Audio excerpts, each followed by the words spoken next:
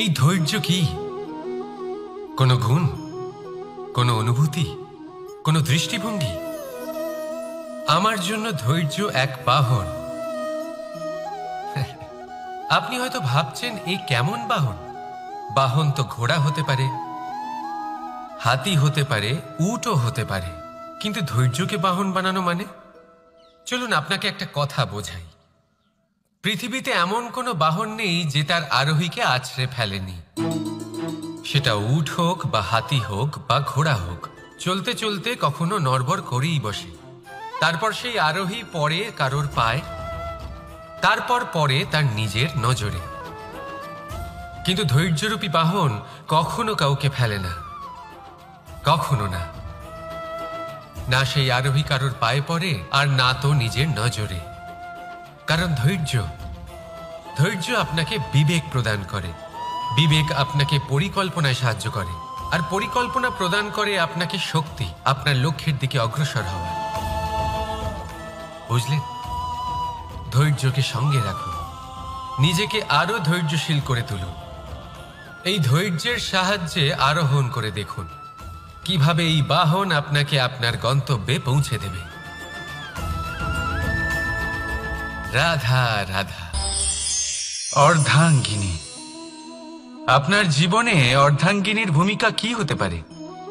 আপনি বলবেন সেরকমই যেমন আমার জীবনে রুক্মিণীর ভূমিকা। এটা সত্যি, কিন্তু এটাও সত্যি কথা যে আমার আর রুক্মিণীর এই সম্পর্ক, তাকে আরো গভীর করার জন্য অত্যন্ত প্রয়োজনীয় হলো আমরা প্রথমে বন্ধু হই। একজন ভালো স্বামী বা স্ত্রী হবার প্রথম পদক্ষেপ বন্ধুত্ব, অর্থাৎ সখা প্রেম। যতক্ষণ না এক স্বামী স্ত্রী নিজেদের সম্পর্কে বন্ধুত্বের মাহাত্ম্য বুঝতে পারবেন না, ততক্ষণ এই সম্পর্ক যেন অপূর্ণ থেকে যাবে। আর তারপর এই সম্পর্কে জন্ম নেয় সেই অনুভূতি, যেমন অধিকার, যেমন অভিমান। এই দুই ভাবনা যা এই সম্পর্ক ভাঙার প্রথম পদক্ষেপ হয়ে থাকে। সেই জন্য নিজের দাম্পত্য জীবনে অধিকার ফলানোর আগে নিজেকে জিজ্ঞাসা করুন, আপনি কি আপনার জীবনসঙ্গীর সব থেকে ভালো সখা হতে পেরেছেন? সম্পর্ক আরো উন্নত হবে। রাধা রাধা। বিবাহ। একজন নারীর জীবনে বিবাহের গুরুত্ব কতটা? আসুন আমরা কথা বলি রুক্মিণীকে নিয়ে। একজন নারী যিনি পবিত্র মানসিকতা নিয়ে কাউকে ভালোবেসেছেন, তাকে বিয়ে করতে চেয়েছেন। এবার বিয়ে মানে কাউকে পাওয়া, মানে কারোর হাত ধরে আগামী সমস্ত জীবন তার সাথে কাটিয়ে দেওয়া। এবার আমার হাত ধরে রুক্মিণী বিয়ের সুখ তো নিশ্চয়ই পেয়েছে, কিন্তু ওর এই প্রেমের যাত্রা, এর অন্ত হলো না, বরং তা শুরু হলো। এবার রুক্মিণীর জীবনে সেই অধ্যায় শুরু হয়ে গেছে যেখানে ওকে সেই মানুষকে বুঝতে হবে যার হাত ধরে সমস্ত জীবন অতিবাহিত করার সিদ্ধান্ত নিয়েছে সে।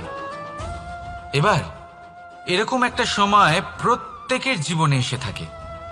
প্রত্যেকের মানে আপনারও। আপনার জীবনেও এমন এক সময় আসবে, তার জন্য তৈরি থাকুন। নিজের মনে যা যা বিকার আছে তা কোথাও ত্যাগ করে আসুন, আর পরিশুদ্ধ ভালোবাসা দিয়ে, পবিত্র মন দিয়ে নিজের জীবন সাথীকে বোঝার চেষ্টা করুন, কোনো আশা না রেখে। যদি এরকম করতে পারেন তবেই কঠিন পরীক্ষায় উত্তীর্ণ হবেন, নয়তো নয়। রাধা রাধা। অনেকে আমাকে অনেকবার জিজ্ঞেস করেছেন যে কানাই, রুক্মিণী হলো তোমার অর্ধাঙ্গিনী, তাহলে কেন ওর এই যাত্রা এত কঠিন হলো? কেন তোমার এই অগাধ অখণ্ড ভালোবাসা পাওয়ার জন্য ওকে এত কঠিন পরীক্ষার সম্মুখীন হতে হলো? আসুন আমি আপনাকে একটা কথা বোঝাই। অগাধ অখণ্ড ভালোবাসার এই পথ, তা তো কঠিনই হবে। এবার এরকমই এক যাত্রা করতে হয়েছে রুক্মিণীকে, পরিশুদ্ধ ভালোবাসা বুঝতে পারার যাত্রা। এমন ভালোবাসা যা কিনা ক্রোধ, ভয়, মোহ, অধিকার, অহংকার, হিংসা এই সমস্ত বিকারের ঊর্ধ্বে। এবার এই যাত্রায় ওকে সাহায্য করবে রাধা। আর শুধু তাই নয়, আমি আপনাকে বলি, সংসারের প্রত্যেক নারী এই যাত্রা করে থাকেন। এবার যে নারী এই যাত্রার শেষ পর্যন্ত পৌঁছতে পারেন, তিনি এক উচ্চ স্তরে পৌঁছে যেতে পারেন, যেখানে তাকে বলা হয় অর্ধাঙ্গিনী। রাধা রাধা। সমস্যা। এবারে বলুন, সমস্যা কার জীবনে নেই? প্রত্যেকের জীবনে সমস্যা থাকেই। হ্যাঁ, ঠিক আছে, জীবন আছে যখন, তখন সময়ের সাথে সমস্যাও আসবে। কিন্তু প্রত্যেক সমস্যাই কি সময়ই নিয়ে আসে? না, আপনি সমস্ত সমস্যার দায় সময়কে দিতে পারেন না। বেশিরভাগ সমস্যা তো এমন হয়ে থাকে যাদের আমরা নিজেরাই ডেকে আনি। হে সমস্যা, এসো, আমি তোমার জন্য অপেক্ষা করছি। কিভাবে? এবার এটা নির্ভর করছে আপনার হ্যাঁ বা না এর ওপরে। বেশিরভাগ সমস্যাই এই জন্য আসে যেহেতু আমরা বারবার হ্যাঁ বলতে থাকি, আর বেশিরভাগ সমস্যা এই জন্যই আসে যেহেতু আমরা সঠিক সময় না বলতে পারি না। সেই জন্য না ভেবেচিন্তে কোনো কথা বা কোনো প্রস্তাবের সমর্থন করলে তা আপনাকে খুব বড় বিপদে ফেলে দিতে পারে। সেইখানেই কখনো না না বলতে পারা তা আপনাকে তার থেকেও বড় বিপদে ফেলে দিতে পারে। তাই মনে রাখবেন, এই অত্যন্ত জরুরি শিক্ষা। সব সময় খুব ভেবেচিন্তেই হ্যাঁ বলবেন আর দৃঢ়তার সাথে না বলবেন। আর বিশ্বাস করুন, আপনার জীবন অত্যন্ত সুখময় হয়ে যাবে। তাহলে আসুন আমার সাথে ভালোবেসে বলুন, রাধা রাধা। সাফল্য। সাফল্য এই পৃথিবীতে কে না পেতে চান? প্রত্যেক মানুষ চান যেন সাফল্য নিজে এসে তার কাছে ধরা দেয়।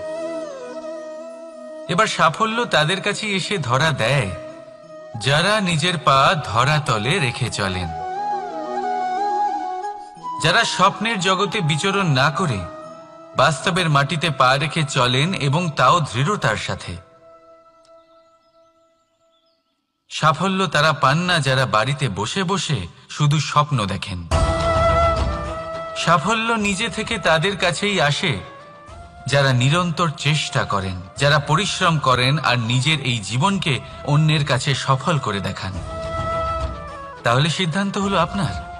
সফল সবাই হতে চান, স্বপ্ন সবাই সার্থক করতে চান। স্বপ্ন তখনই সার্থক হয় যখন পরিশ্রম করবেন, আর সাফল্য তখনই আপনার সাথে থাকবে যতক্ষণ আপনি বিনম্র থাকবেন। তাহলে আসুন আমার সাথে ভালোবেসে বলুন, রাধা রাধা। এই পুষ্প দেখতে পাচ্ছেন আপনি? কি সুন্দর এই পুষ্প। সবাই চায় এরকম কোনো এক পুষ্প সে নিজের করে নেবে, নিজের কাছে রাখবে। এবার ভাবুন, এই পুষ্প যে সম্মান পায় তা কিসের জন্য পায়? শুধু কি তাকে সুন্দর দেখতে বলে? আসুন আপনাকে একটা কথা বোঝাই। এই ফুল যখন গাছে থাকে তখন এই রূপ আমাদের আকর্ষণ করে। এই ফুল দিয়ে যদি আপনি মালা বানান, কোনো মূর্তিতে দেন, তাহলে তা সম্মানের নিদর্শন হয়। এবার এই ফুলই যদি আপনি বিছানাতে ছড়িয়ে দেন, তাহলে সেই দৃশ্য দেখে সেই সুবাসে আপনার মন পুলকিত হয়ে ওঠে। কিন্তু ভাবুন, এই পুষ্পই যদি আপনি চিতায় সাজান, তাহলে এই পুষ্পকে আর কেউ সম্মান করে না। একই রকম কথা, সেই একই পুষ্প এক পরিস্থিতিতে সম্মান পাচ্ছে, এক পরিস্থিতিতে নয়। কেন? কারণ এতেই লুকিয়ে রয়েছে একটা গুরুত্বপূর্ণ শিক্ষা। এর সারমর্ম হলো এটাই যে এই সম্মান ব্যক্তি বা বস্তুকে করা হয় না, সম্মান করা হয় সময় এবং পরিস্থিতিকে। এবার এই যে সময়, তা কখনোই আমাদের বশে থাকে না। আমাদের বশে থাকে পরিস্থিতি। আমাদের পরিস্থিতি কেমন হবে তার সিদ্ধান্ত স্বয়ং আমরাই নিই, আর যেরকম আমাদের পরিস্থিতি হবে সেরকমই আমাদের সম্মান করা হবে। তাহলে আসুন আমার সাথে ভালোবেসে বলুন, রাধা রাধা। আপনি কখনো কোনো ঝর্ণার ধারে বসে থাকুন আর সেই ধ্বনি শুনতে থাকুন।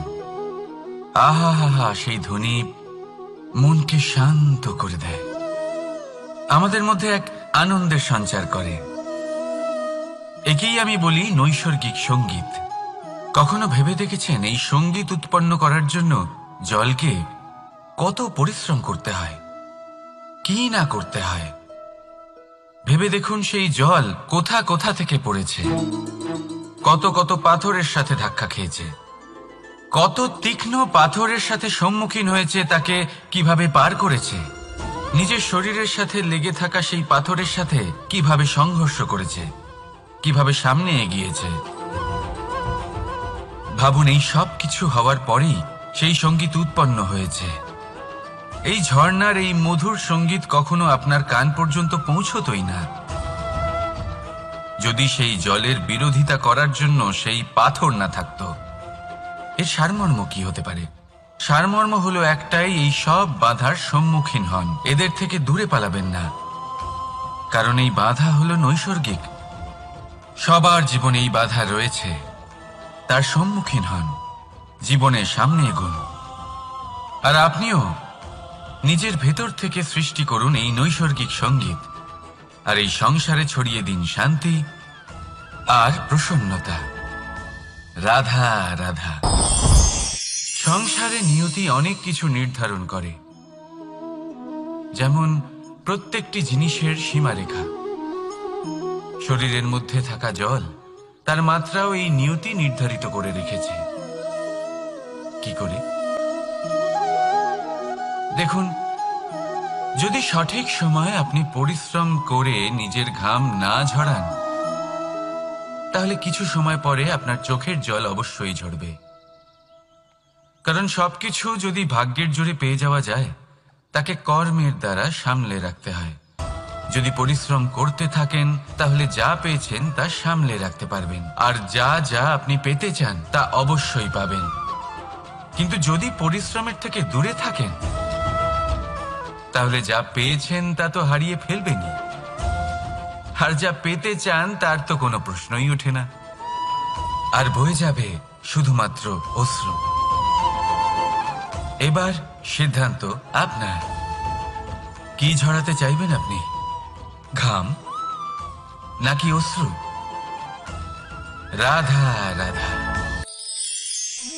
এই জীবনে মানুষ শুধু তিনটি জিনিসের পেছনে ছোটে: ছায়া অর্থাৎ সঙ্গী সম্মান, কায়া অর্থাৎ সুন্দর বলিষ্ঠ শরীর, আর তৃতীয় হল মায়া অর্থাৎ ঐশ্বর্য। এবার অবাক করার মতো বিষয় হলো, সময় এলে পরে এই তিনটি বস্তুই সবার আগে আপনাকে ত্যাগ করে। অন্ধকারে ছায়া আপনাকে ত্যাগ করে, বার্ধক্যে কায়া আপনাকে ত্যাগ করে, আর অন্তিম সময়ে মায়াও আপনাকে ত্যাগ করে। এগুলো কিছুই কাজে আসে না যার পেছনে আপনি সারা জীবন দৌড়েই যাচ্ছিলেন। যদি কিছু কাজে লাগে, তা হলো আপনার প্রেমপূর্ণ ব্যবহার যা আপনি সংসারকে দিয়েছেন। এ হলো সেই প্রেম যা অন্ধকারে প্রদীপ হয়ে আপনাকে আলো দেবে। এ হলো সেই প্রেম যা বার্ধক্যে হাত রূপে আপনাকে শক্তি দেবে, সহায়তা করবে। আর যখন আপনার কাছে অর্থ থাকবে না, তখন এই প্রেমই আপনাকে সামর্থ্য যোগাবে। জীবনে যদি কিছু উপার্জন করতে চান, তাহলে শুধু প্রেম উপার্জন করুন। যদি আপনিও আমার মতো দূরের কথা ভাবতে চান, তাহলে শুধুমাত্র প্রেম উপার্জন করুন। আর এখন এই প্রেম ভাব নিয়েই বলুন, রাধা রাধা। কখনো প্রদীপ জ্বালাতে গিয়ে আপনার হাত পুড়ে গেছে? একবার মনে করে দেখুন সেই অনুভূতি। এক্ষুনি মনের মধ্যে যন্ত্রণার এক অনুভূতি বয়ে যাবে। কখনো হাঁটতে হাঁটতে পায়ে কাঁটা ফুটে গেছে? মনে করুন, এক্ষুনি মনের মধ্যে যন্ত্রণার এক অনুভূতি বয়ে যাবে। এরকম কেন হয়ে থাকে? কষ্ট তো শুধু তখন হয়েছিল, কিন্তু যদি আজ মনে করেন, তাহলে সেই যন্ত্রণা আপনার মনে মাথায় থেকেই যায়।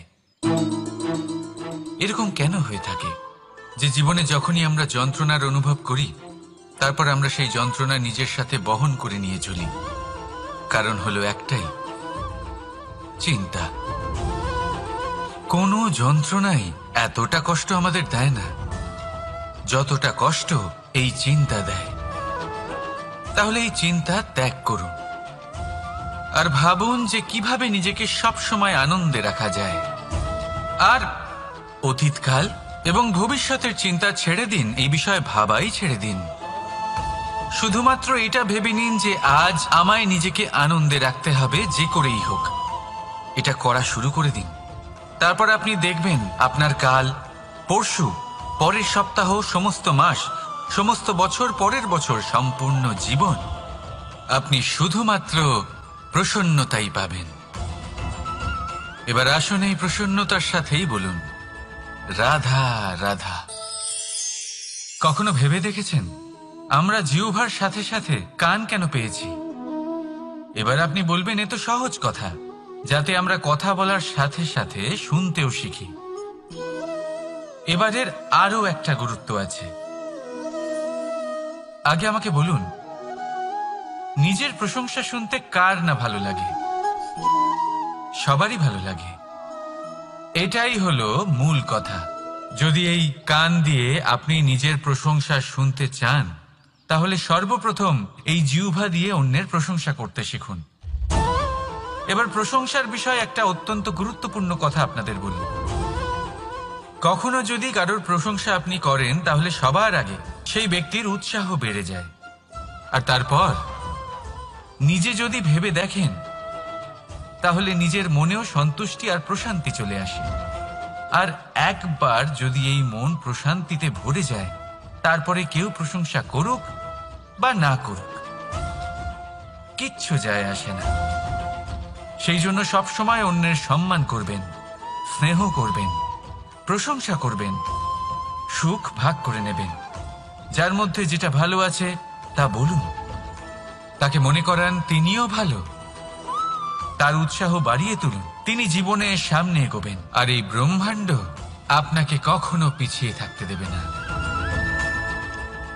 রাধা রাধা। সত্য এবং অসত্য দুটোর মধ্যে পার্থক্য কি আছে? পার্থক্য হলো অ অক্ষরটার। এবার অ দিয়ে হতে পারে আরম্ভ, অ দিয়ে হতে পারে অন্ত। সত্য হলো সেটা যেখানে সমস্ত পথের আরম্ভ হয়, অসত্য সেটা যেখানে সমস্ত পথের শেষ হয়। এবার এরা চলতে হয়তো পারে না, কিন্তু তাও ছাপ রেখেই যায়। সত্য সেই ছাপ রেখে যায় যা একটা উজ্জ্বল উৎকৃষ্ট উদাহরণ হতে পারে, আর অসত্য সেই উদাহরণ তৈরি করে যা একটা কলঙ্কিত ইতিহাস তৈরি করে। এখন আপনি আগামী সময়ের জন্য কেমন ছাপ রেখে যাবেন, এই সিদ্ধান্ত পুরোপুরি আপনার। রাধা রাধা। চলুন একটা প্রশ্ন করি। কোন মানুষকে জিজ্ঞাসা করবেন যে সে মূর্খ, অলস, বিবেকহীন, অসফল, এইসব বিশেষণ দিয়ে নিজেকে পরিচিত করতে চাইবে? না। কাউকে জিজ্ঞাসা করুন আপনি কি মূর্খ? না। আপনি কি অসফল হয়েছেন? না। আপনি কি বিবেকহীন? না। এবার বলুন, আপনি জীবনে মূর্খ ও বিবেকহীন হবার জন্য কোনো ভালো পরিকল্পনা বানিয়েছেন? উত্তর পাবেন না। কারণ কোনো পরিকল্পনা বানানো হয় না যাতে আপনি মূর্খ বা অসফল হন।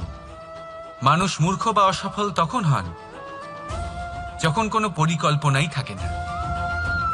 দেখুন, একটাই ছোট জীবন, তাকে স্থির করুন যাতে অনেক বেশি সংখ্যক মানুষকে আপনি জুড়ে রাখতে পারেন, অনেক বেশি শান্তি পেতে পারেন, অধিকতর সাফল্য লাভ করতে পারেন, বেশিরভাগ মানুষের পথপ্রদর্শক হয়ে তাদের মঙ্গল করতে পারেন।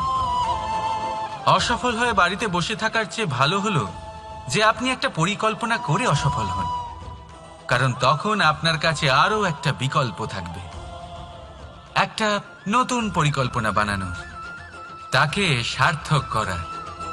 কারণ এমন কোনো পরিকল্পনা তো অবশ্যই থাকবে যা আপনাকে আপনার লক্ষ্যে পৌঁছে দেবে, তাই তো?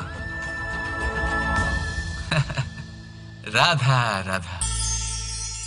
সূর্য কারোর জন্য হলেন শক্তিদাতা ঈশ্বর, আবার কোনো প্যাঁচার জন্য হলো চোখ বন্ধ করে দেওয়ার মতো তীব্র আলো।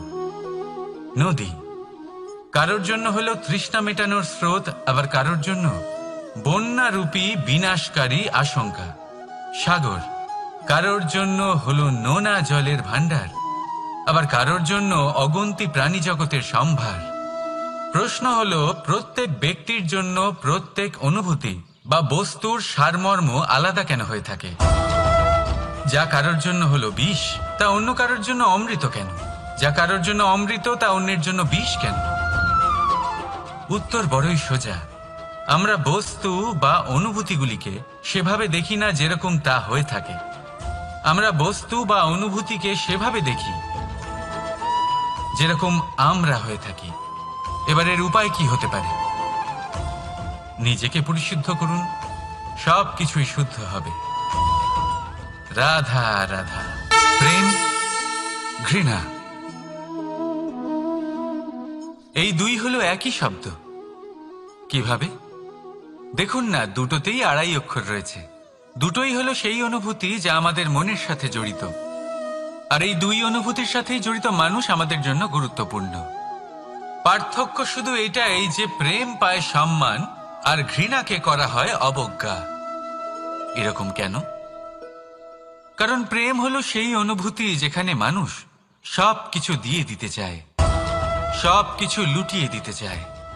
সেখানে ঘৃণা হলো এমন অনুভূতি যেখানে মানুষ সবকিছু কেড়ে নিতে চায়, সবকিছু জিতে নিতে চায়। তাও প্রেমের অনুভূতি কখনো আপনাকে হারতে দেয় না, আর ঘৃণার অনুভূতি কখনো আপনাকে জিততে দেয় না। এবার কি করবেন আপনি? একটাই জীবন। ঘৃণার সাথে বাঁচবেন নাকি প্রেমের সাথে? আমি তো প্রেমকেই চয়ন করব। রাধা রাধা।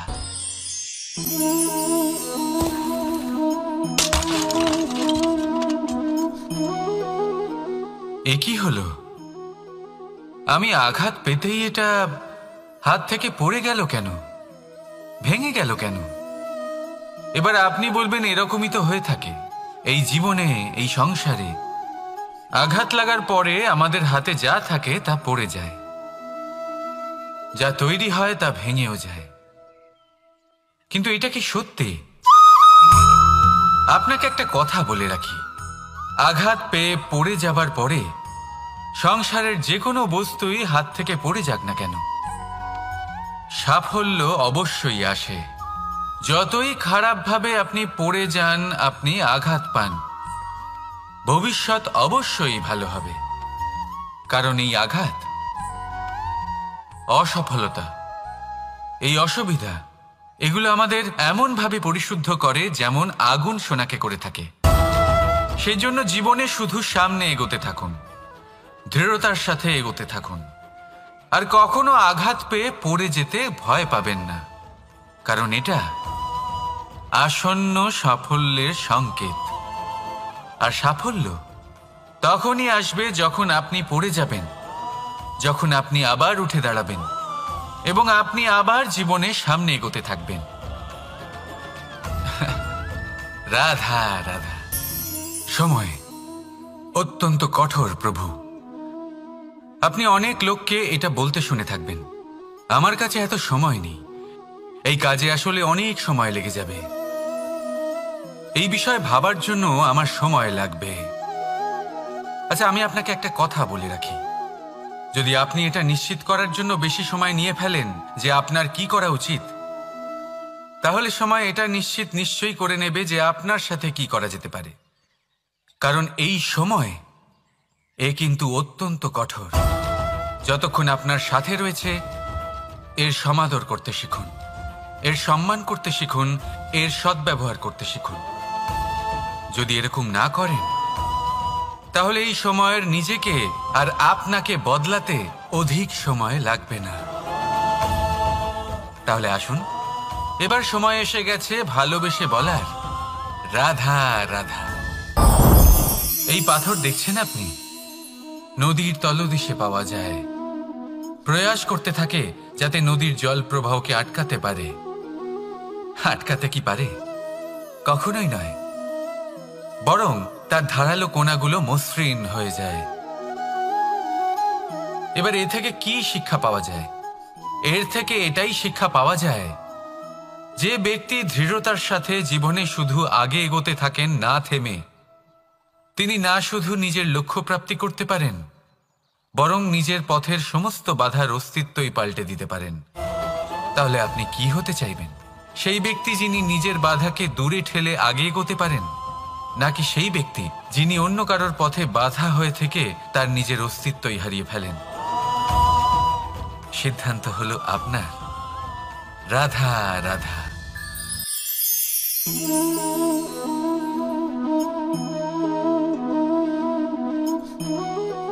এই শুকনো পাতা দেখতে পাচ্ছেন? এটা কখনো গাছের ডালে ছিল, সবুজ তরতাজা, বৃক্ষকে পুষ্টি দান করত। কিন্তু যেই এটা শুকিয়ে গেল, যেই ও পুষ্টি সরবরাহ করা বন্ধ করে দিল, ওকে ফেলে দেওয়া হলো। এবার আপনি বলবেন, এটাই তো হলো সত্যি, এটাই তো হলো সংসারের তিক্ত সত্যি। এই সংসার ততক্ষণ পর্যন্তই আপনাকে নিজের সাথে রাখবে যতক্ষণ আপনি নিজেকে উপযুক্ত বানিয়ে রাখতে পারবেন। আমি এটা বলবো না যে এটা হলো মিথ্যে, কিন্তু এটা অবশ্যই বলবো যে এটা সম্পূর্ণ সত্যি নয়। সম্পূর্ণ সত্যি হলো এটাই যে যদি আপনি চান, তাহলে চিরকালের জন্য সংসারকে পুষ্টি দান করতে পারেন, আর চিরকালের জন্য সংসার আপনাকে নিজের সঙ্গে রাখতে পারে। কিভাবে? এই শুকনো পাতার উদাহরণই আপনাকে দিচ্ছি। এই শুকনো পাতা প্রথমে টুকরো হবে, তারপরে বৃষ্টির জলের সাথে গলে যাবে, তারপর সার হবে, তারপর সেই বৃক্ষের গোড়াতেই সমাহিত হবে, একটা নতুন অঙ্কুরকে একটা নতুন জীবন দেবে। তাহলে আপনি ভাবুন, আপনি নিজের জীবনের সাথে কি করতে চান? যদি কখনো আপনি পড়ে যান, অসফল হয়ে থাকেন, তাহলে আপনি কি এই উৎসাহ হারিয়ে ফেলবেন, নাকি আবার উঠে দাঁড়াবেন আর আবার এক নতুন সংসারের রচনা করবেন? সিদ্ধান্ত আপনার। রাধা রাধা।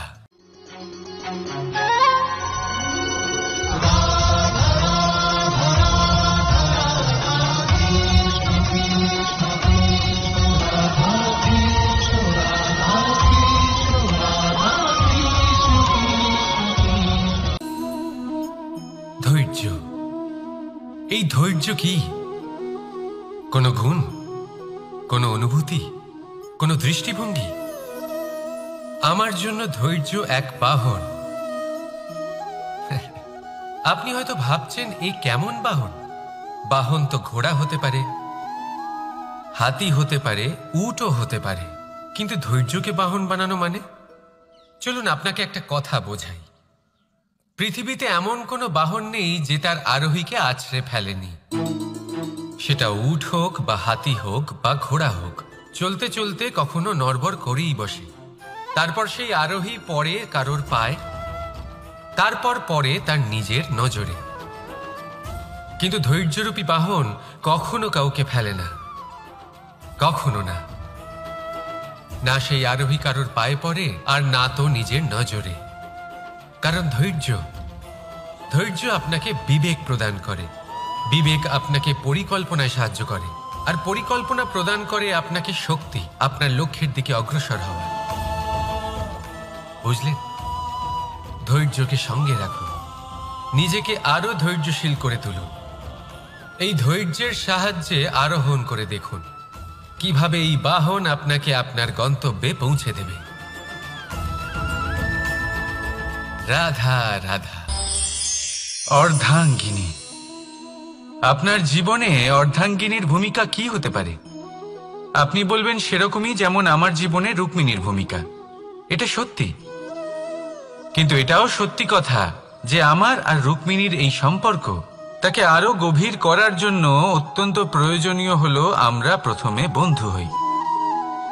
একজন ভালো স্বামী বা স্ত্রী হবার প্রথম পদক্ষেপ বন্ধুত্ব, অর্থাৎ সখা প্রেম। যতক্ষণ না এক স্বামী স্ত্রী নিজেদের সম্পর্কে বন্ধুত্বের মাহাত্ম্য বুঝতে পারবেন না, ততক্ষণ এই সম্পর্ক যেন অপূর্ণ থেকে যাবে।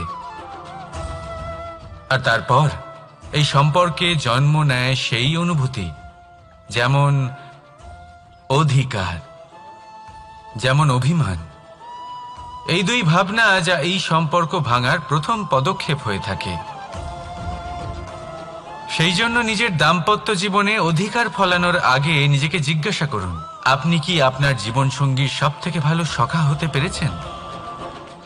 সম্পর্ক আরো উন্নত হবে। রাধা রাধা।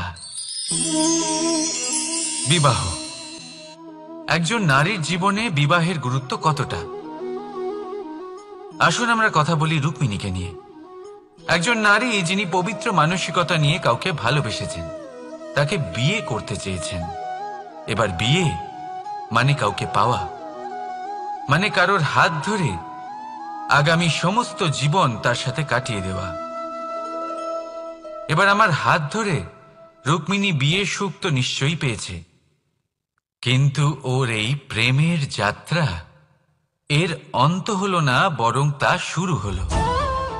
এবার রুক্মিণীর জীবনে সেই অধ্যায় শুরু হয়ে গেছে যেখানে ওকে সেই মানুষকে বুঝতে হবে যার হাত ধরে সমস্ত জীবন অতিবাহিত করার সিদ্ধান্ত নিয়েছে সে।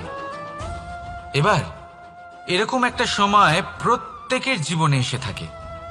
প্রত্যেকের মানে আপনারও। আপনার জীবনেও এমন এক সময় আসবে, তার জন্য তৈরি থাকুন। নিজের মনে যা যা বিকার আছে তা কোথাও ত্যাগ করে আসুন, আর পরিশুদ্ধ ভালোবাসা দিয়ে, পবিত্র মন দিয়ে নিজের জীবন সাথীকে বোঝার চেষ্টা করুন, কোনো আশা না রেখে। যদি এরকম করতে পারেন তবেই কঠিন পরীক্ষায় উত্তীর্ণ হবেন, নয়তো নয়। রাধা রাধা। অনেকে আমাকে অনেকবার জিজ্ঞেস করেছেন যে কানাই, রুক্মিণী হলো তোমার অর্ধাঙ্গিনী, তাহলে কেন ওর এই যাত্রা এত কঠিন হলো? কেন তোমার এই অগাধ অখণ্ড ভালোবাসা পাওয়ার জন্য ওকে এত কঠিন পরীক্ষার সম্মুখীন হতে হলো? আসুন আমি আপনাকে একটা কথা বোঝাই। অগাধ অখণ্ড ভালোবাসার এই পথ তা তো কঠিনই হবে। এবার এরকমই এক যাত্রা করতে হয়েছে রুক্মিণীকে, পরিশুদ্ধ ভালোবাসা বুঝতে পারার যাত্রা।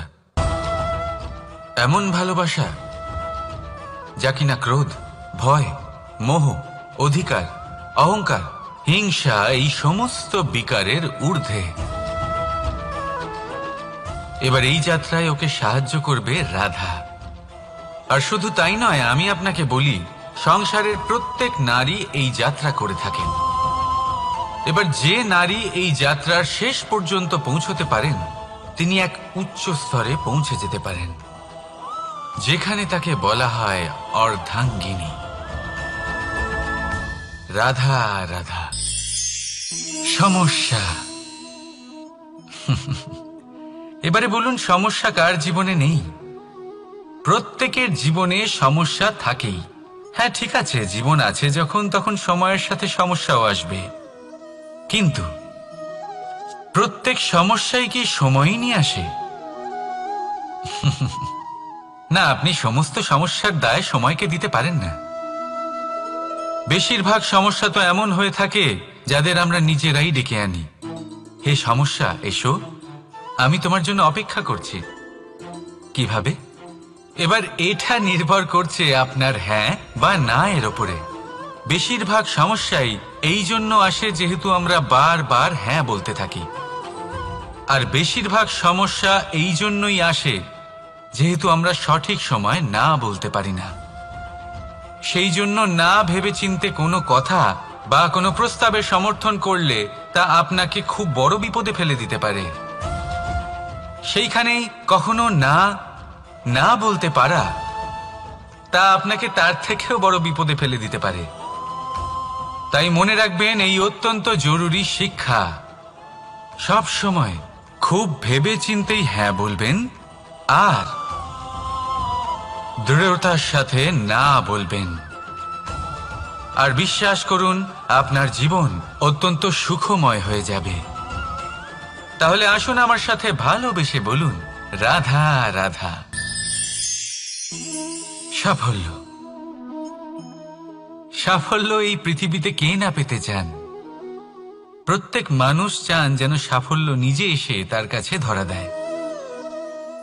এবার সাফল্য তাদের কাছে এসে ধরা দেয় যারা নিজের পা ধরাতলে রেখে চলেন,